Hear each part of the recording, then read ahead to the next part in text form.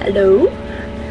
Today I want to talk a little bit about conspiracy theories and animal die-offs and earthquakes and just whatever I think of at the time.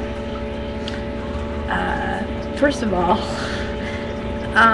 usually when I look stuff up that's controversial, like today I was looking up about animal die-offs and seeing if they were at all related to earthquakes, which it really doesn't seem like they're that related, but it's still entirely possible. But I kept coming across conspiracy theories about HAARP, which is HAARP, and I don't know, HAARP's been around since 1980, and earthquakes have been around since the dawn of man and the dawn of time. Other than climate change, I don't see any reason why HAARP would be related to all these massive die-offs and the massive earthquakes. What these conspiracy theorists who are saying, okay, there's a HAARP thingy here where this big earthquake happened and where all these massive earthquakes are happening, what they're not stopping to think about is, do you not consider the fact that one of the major reasons why they probably put the HAARP thing there is because it's an area of activity, and they want to see how that affects the ionosphere. I mean, it's so easy to make a conspiracy theory based on, all the scientific facts that are coming there, but those same scientific facts could be the very reason why that thing is there. Hello? Go figure. As far as the animal die-offs go, it's actually more common than people realize, because it's just gotten the media attention this time. It's something that I've been noticing over the last 10 to 15 years is there's a lot of common things that have been happening for many years, forever and ever. They've been happening and happening and happening, but as our technology age has grown and we become more of a society of internet and, TV and just, we are like trying to get as much information through our computers and our little handheld devices, like this thing and like my little iPad-y thing, and now almost everyone through their handheld devices or their little handheld digital cameras can be a videographer. So things that we normally wouldn't have known about are coming to us in quick sound bites. So yeah, of course now we know about things that we didn't know about before. So yeah, obviously we're gonna learn more about these animal die-offs, and in particular the bird die-off. Normally it doesn't happen in a urban area.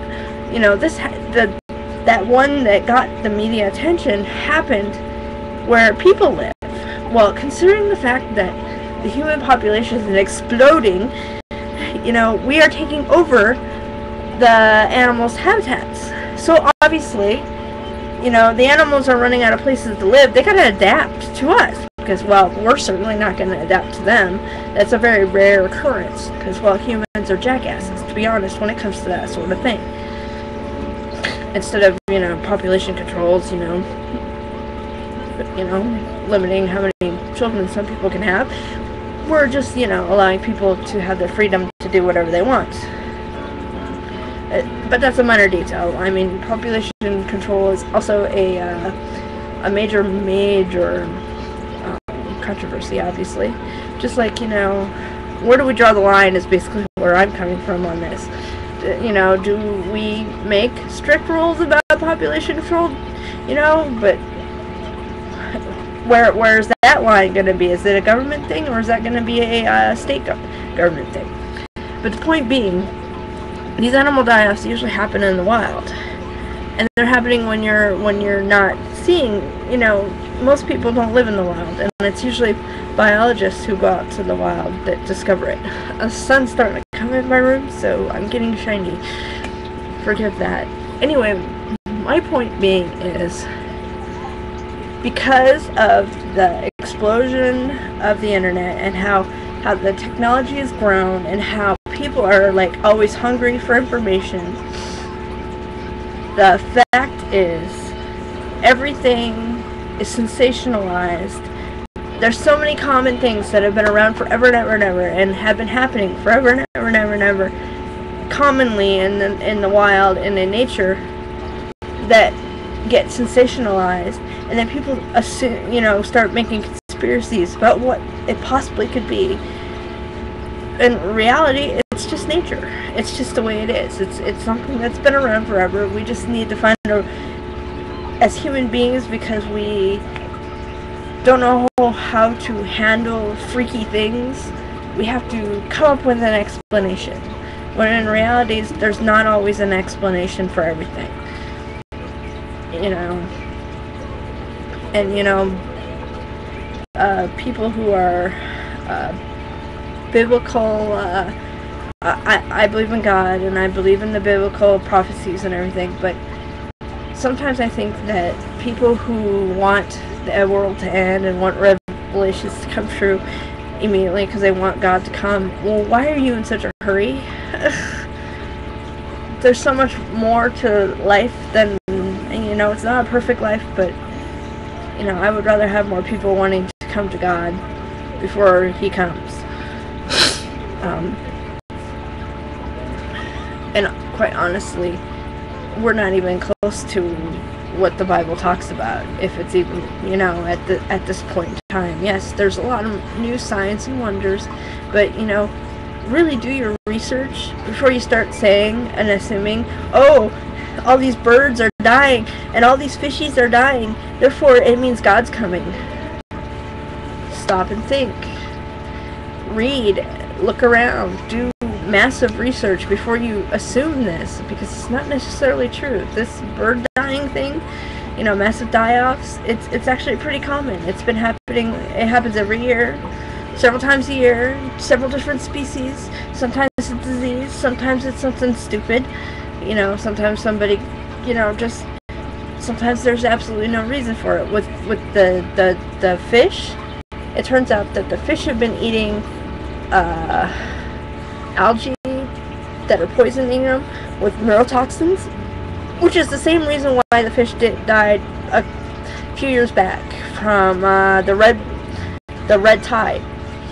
But this time it's not a red tide, it's just a type of algae that had neurotoxin in it from eating plankton or something. Or maybe it's the plankton that ate the algae that had the neurotoxin in it. But the point is, the fish are dying because of a neurotoxin. And then, or maybe they're getting confused because of the neurotoxin and going in there, but the point is the lack of oxygen, because there's too many of them in a small area, which is pretty common if you put too many fish in, say, a fish tank. So the same thing happens in the harbors. So they're getting poisoned, basically. And as far as the birds go, they're running into things, which is actually pretty common. It happens, or they get diseases of some sort. But the birds that it's been happening lately to, they have been running into things. Now think about this. Human beings are taking over greater and greater amounts of land, which used to be the birds' habitat. Birds have a tendency to migrate back to the original place that they came from, and they pass on this information to their offspring.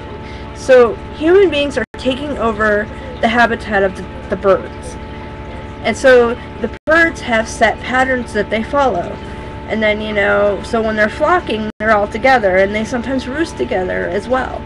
So think about this. They're in an area that keeps changing because the human beings are taking over their habitat. So it stands to reason if they get startled and they fall into their normal patterns to fly, to get away from whatever startled them, they're going to run into things and die. All I gotta say is research before you make assumptions and conspiracies. To me, it's really dumb. I do a lot of research before I assume anything. I think about, sometimes I'll make an assumption because I'm human and that's what people do. before I fully research something, and then later on I'll feel like a dumbass because I didn't do full research and I didn't really take the time to really think about what I was saying before I said it. It is interesting that along the Ring of Fire we've had 3 major earthquakes in the last this is what, the 4th month, the last 4 months. And I actually noticed a small pattern. It's not a huge pattern.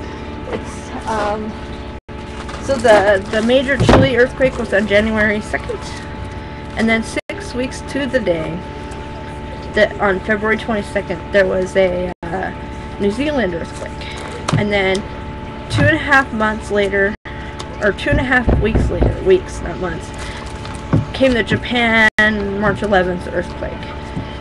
Well, if I was gonna, I did the math.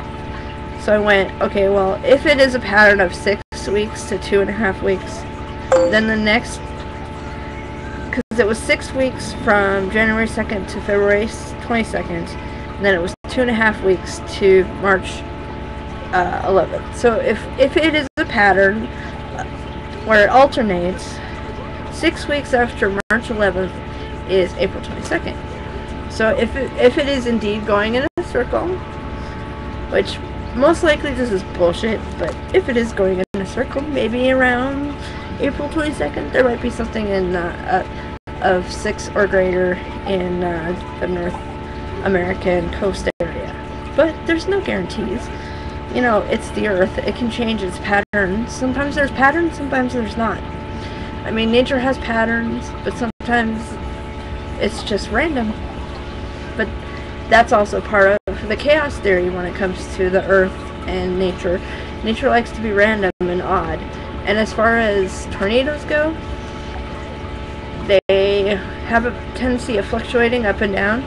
I actually wrote down on my iPad here the last 10 years worth of earthquakes, because I wanted or not earthquakes, tornadoes. How many tornadoes per year? Because I was, after finding out that there were 240 in 3 days, I wanted to find out if there was a pattern in how many there were. And I actually found that there was no real pattern, but I did notice that it fluctuates from year to year. It goes up and down. So, my phone. Nobody interesting, though. So, in 2001, there were 1,236 in the U.S. 2002, there were 936. In 2003, 1,375. In 2004, there were 1,819. In 2005, there were 1,264. In 2006, 1,106. 2007, 1,083. 2008, 1,691. 2009, 1,156. 2010, 1,266. And so far this year, as of a few days ago when I did this, April 18th, 2 days ago, there have been 296. There's probably been more since then. So there's no real pattern here as far as I can see. They fluctuate just like anything else, you know. So there's no real conspiracy theory that's it's obvious by the evidence that it's random. The conspiracy theories where that weather is being affected by HAARP also is pretty unfounded. My BS meter, it flies open really wide whenever I try to listen to any of the videos about it. Anyway, bye. I'm just me.